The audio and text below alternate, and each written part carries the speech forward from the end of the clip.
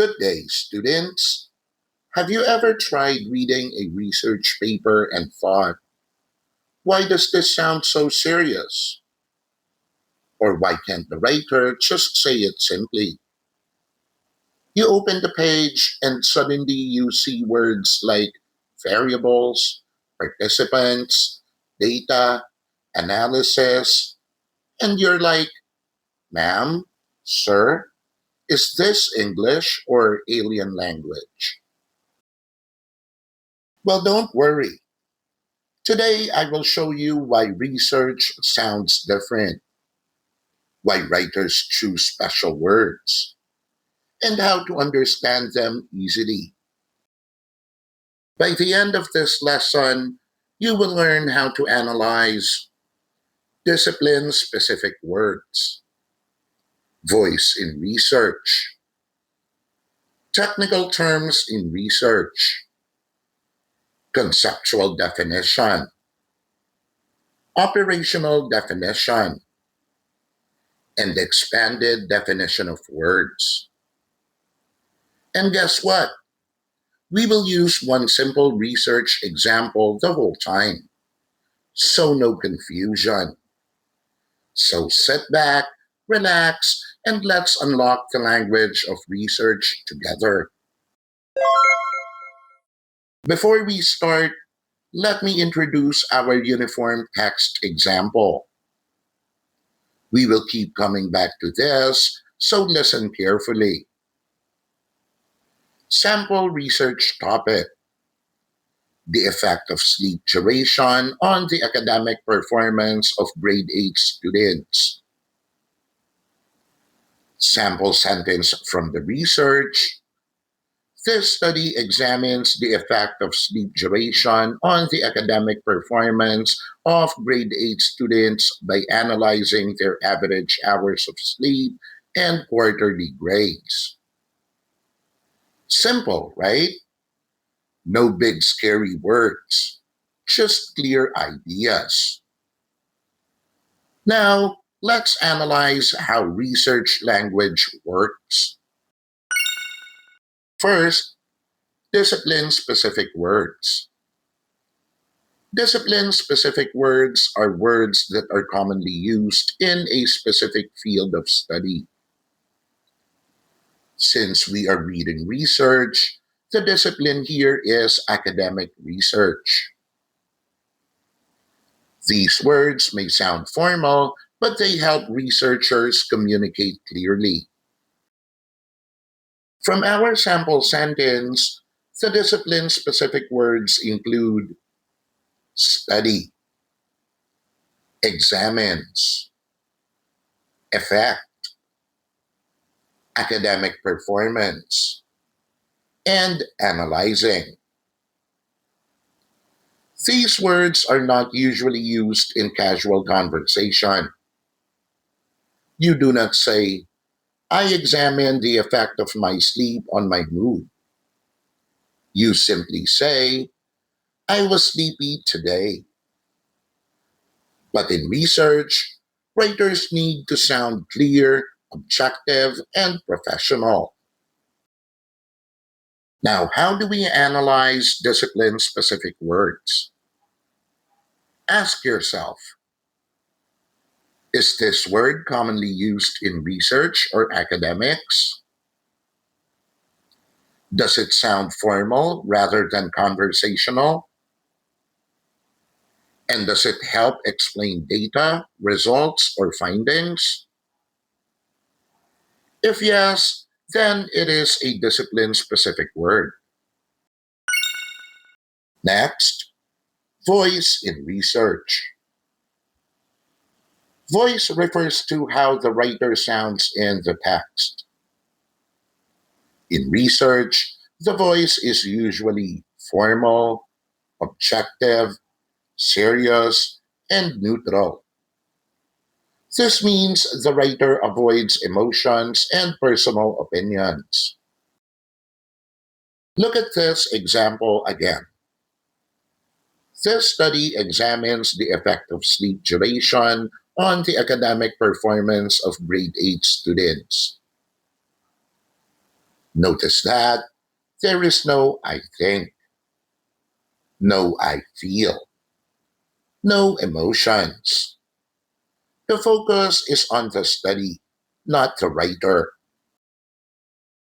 Once again, how do we analyze voice in research?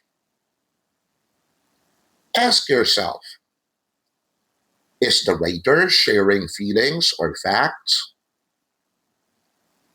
Is the tone serious and neutral?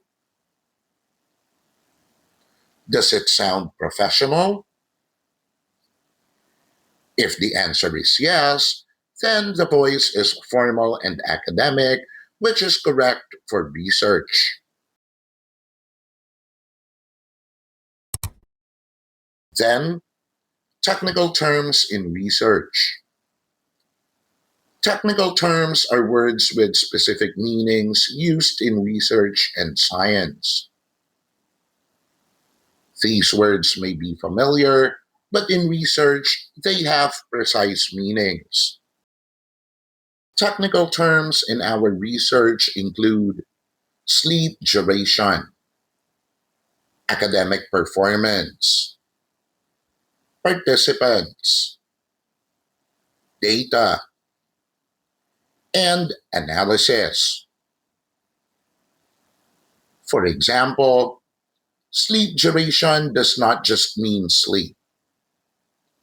It means the number of hours a student sleeps. Another, academic performance does not mean being smart. It means grades, scores, or academic results.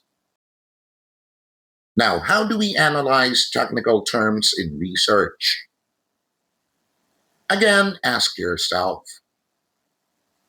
does this word have a specific meaning in research?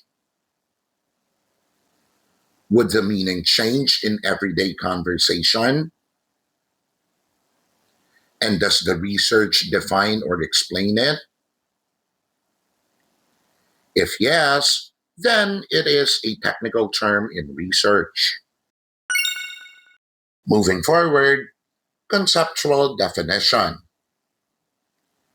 A conceptual definition explains what a term means in general or in theory. It answers the question, what is this idea? Let us have an example from our research. Conceptual definition of sleep duration. Sleep duration refers to the amount of time a person spends sleeping. This definition is general, is easy to understand, and explains the idea, not the measurement. So, how do we analyze conceptual definitions? Look for general meaning, dictionary like explanation, and no numbers or tools mentioned. If it explains the idea, not the method, it is a conceptual definition. Next up, operational definition.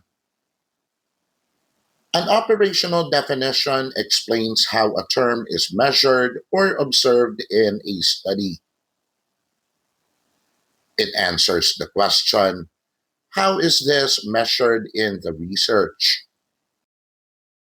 Now let's look at the operational definition of sleep duration.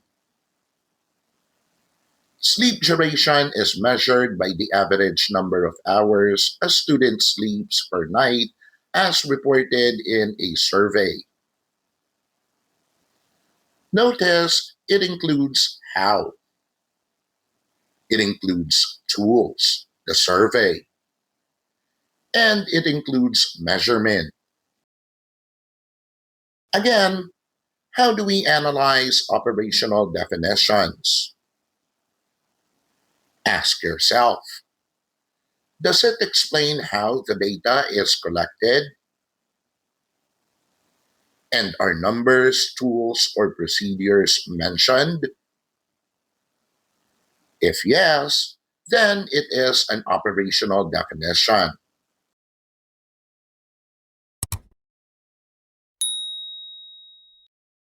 Last, expanded definition of words. An expanded definition gives a detailed explanation of a term. It may include description, examples, importance, and effects. Let's look at an expanded definition of academic performance. Academic performance refers to how well students perform in their studies. It includes their grades, test scores, and classroom performance. Academic performance is important because it reflects students' understanding of lessons and their readiness for higher levels of education. Now, this definition explains, gives examples, and explains importance. For the last time, how do we analyze expanded definitions? Again, try to look for longer explanations, examples, and reasons why the term matters. If the definition goes beyond a simple meaning, it is an expanded definition. And so, let us recap. Today, you learned how to analyze discipline specific words, voice in research, technical terms in research, conceptual definitions, operational definitions, and expanded definitions of words. And you did all that using one simple research topic. Class, remember, research sounds formal for a reason. Big words are used to be clear, not confusing. And definitions help readers understand exactly what the writer means. So the next time you read a research paper, don't panic. Instead, ask, what kind of word is this? And how is it being defined? Because now you speak the language of research. Whoa! Great job, class. We just finished another lesson that will surely help you level up in school, life, and the future.